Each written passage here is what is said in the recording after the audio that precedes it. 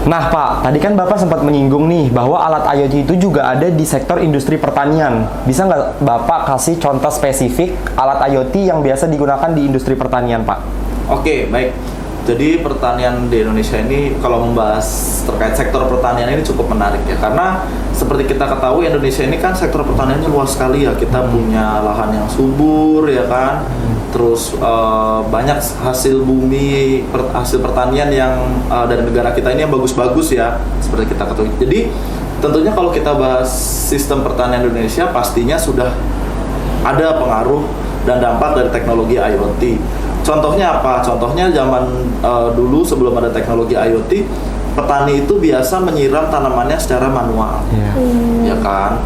Menyiram tanamannya secara manual, ya kan? Terus juga kalau misalkan ada apa? Kalau dulu nih di sawah tahu kan, jadi kan petani itu kalau udah mau mulai musim panen pakai itu tuh boneka-boneka apa? Scarecrow, boneka-boneka sawah ya. Boneka-boneka sawah seperti itu. Iya.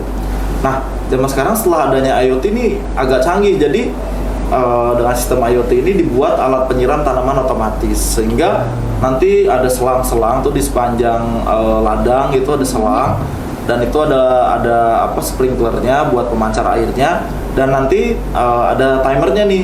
Jadi jam-jam tertentu aja nyala, atau jika memang lagi kering banget, si penggunanya, si petaninya itu bisa langsung pencet dari aplikasi buat nyiram saat itu juga. Terus selain itu juga ada sensor-sensor lainnya juga yang diterapkan di dalam pertanian itu.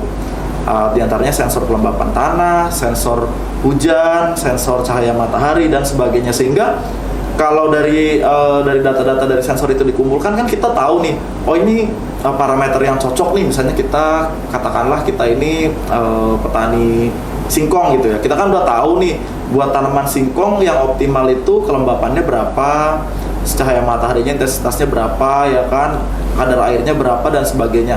Nah, dengan adanya alat yang berbasis IoT ini kan bisa dimonitor terus tuh kondisinya cocok nggak buat ekosistem pertumbuhannya singkong gitu kan. Nah, tentunya kalau ekosistemnya dijaga supaya cocok terus, pertumbuhannya bisa lebih bagus sehingga panennya bisa lebih banyak kan. Nah, seperti itu contohnya. Jadi alat-alat IoT itu dipasang di beberapa titik-titik pertanian tersebut, di ladangnya, di pinggirnya. Terus juga kalau terkait yang tadi, dulu kalau misalkan petani itu takut ada hama burung gitu ya, atau hama tikus.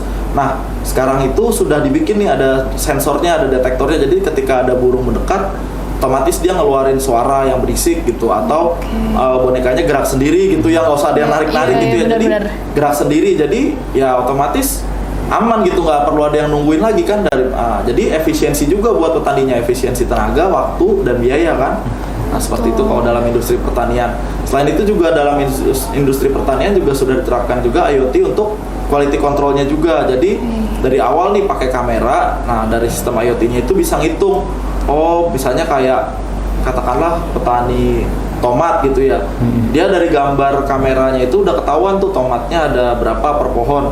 Nah, dikalikan seluruh pohon ada berapa, nah dia bisa ngestimasi duluan nih, kira-kira berarti nanti pas panen dia dapat berapa ton gitu kan. Nah, jadi udah bisa memprediksi duluan kira-kira hasil panennya itu bakal berapa. Seperti itu kalau dari sektor pertanian.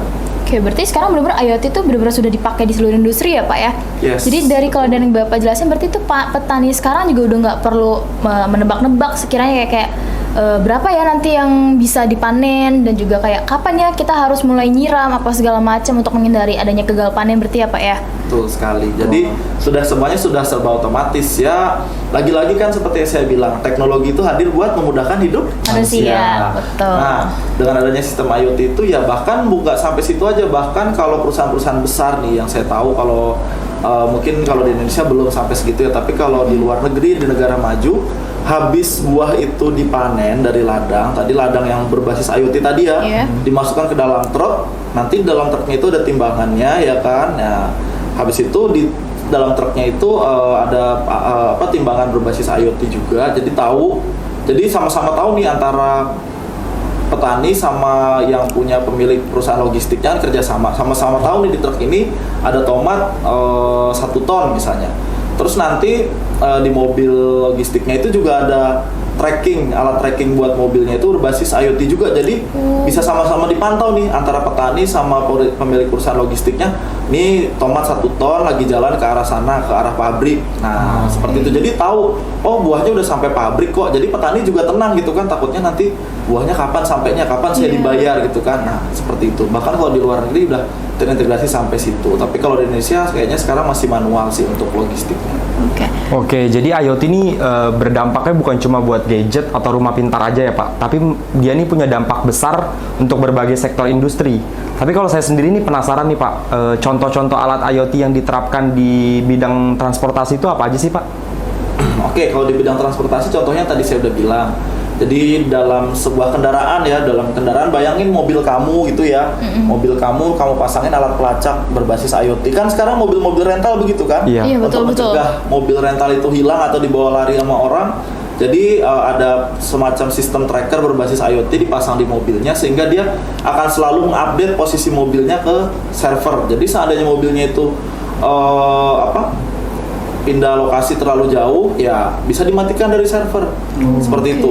Atau di bidang transportasi juga kan kalian udah pernah lihat belum di luar negeri udah ada taksi otomatis. Iya. Oh, Yang iya, kita pernah, cukup pernah, duduk pernah. di belakangnya aja nih, Iya, duduk iya, manis, pernah, tetap pernah. setting Autopilot. tujuan, tahu-tahu dia jalan sendiri nganterin kita. Nggak ada Nah, itu sopirnya lagi. nggak ada sopirnya, Iya, serem. betul. Kalau Iya. setirnya muter sendiri kan. Iya, bener, itu bener, semua bener. berkat dari teknologi IoT salah satunya. Jadi dia bisa dikendalikan dari jauh. Itu sebetulnya di balik layar ada operator yang standby. Oh. Jadi seandainya ternyata ada problem atau ada kondisi darurat, maka si sopir, si staff yang standby di ruang kontrolnya itu yang akan ambil alih kemudinya, itu bisa disetir dari jauh. Itu kan berbasis IoT juga kan. Iya, betul, Seperti itu di bidang transportasi. Atau mungkin kalian pernah naik Transjakarta mungkin. Iya, pernah, Kan Bapak. pernah lihat ya, ada sekarang ada TJ tracker apa gitu, jadi kita bisa tahu Transjakarta yang mau kita naikin nih udah sampai mana gitu. Iya, Nah, iya, itu pernah, juga pernah. implementasi dari sistem IoT. Jadi di tiap armada bis Transjakartanya itu dipasangin sistem tracker tadi. Oke, Bapak, tadi kan kita sudah membahas tentang dunia industri pertanian, lalu transportasi juga. Ini kan saya juga ada kayak ketertarikan di bidang kesehatan ya, Pak. Ya. Saya penasaran nih, Pak, kalau tadi di transportasi ada penerapan IoT-nya, industri pertanian juga ada. Kira-kira kalau di kesehatan ada nggak ya, Pak, kira-kira penerapan IoT-nya? Oke, jadi kalau di bidang kesehatan tentunya ada. Jadi sekarang di bidang kesehatan itu kalian sudah akrab atau sudah tidak heran dengan yang namanya smartwatch kan? Oh Pasti. iya. Kalian punya, jangan-jangan udah punya. Aduh, kan? gimana nih, Pak? Lagi nggak dipakai. Nah, jadi Nggak smartwatch dipakai. itu kan sebetulnya alat berbasis IoT kan yang Iya. bisa memantau detak jantung, saturasi oksigen dan sebagainya kan.